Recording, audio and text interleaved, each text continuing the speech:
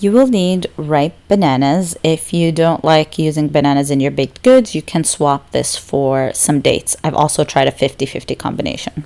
For oats, I find that rolled oats are much better than steel cut oats. However, I still like to blend them up a little bit. I find that this method gives your muffin a kind of like a fluffier texture. So I highly recommend not skipping this step. So we're going to combine everything into one bowl. It makes cleanup a lot easier. That's what I love about this recipe. 2 heaping tablespoons of ground flaxseed. Don't throw in whole seeds. You want to make sure that these are ground. Half a teaspoon of baking soda, and then another 2 tablespoons of ground almond flour. This is unbleached ground almond flour.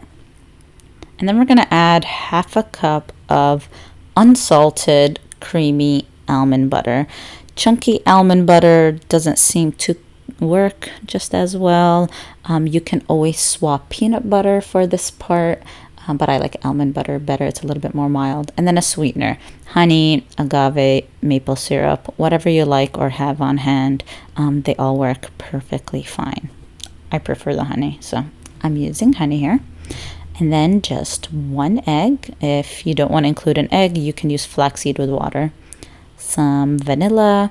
Vanilla paste also works if you don't want to use the extract. And then I just like to use a fork. This is super quick, super easy, and I find that it works really nicely for mashing up those bananas.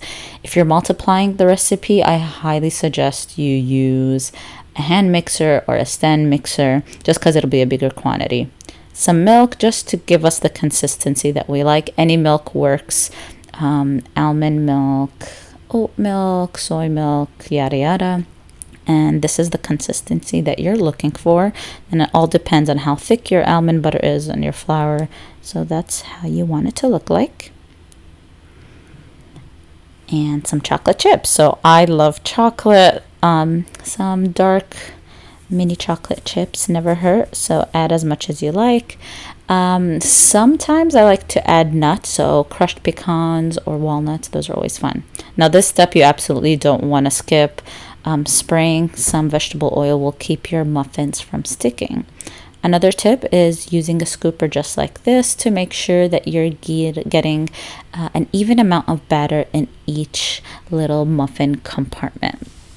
You can use any size muffins. I like the minis because they're easy to grab and go, but you can use absolutely any size you like. Cupcakes, a full cake, it doesn't matter. You'll just have to make sure you monitor them in the oven and then see how much longer they need.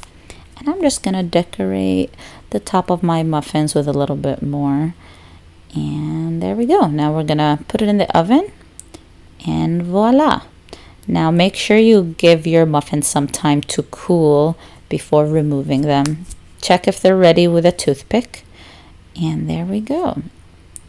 Now I do have some good tips for keeping your muffins intact. Wait till they cool, and then if some are still having a hard time, just use the tip of your wooden toothpick, and see right there, just a little bit of a nudge is all they need to come out perfectly.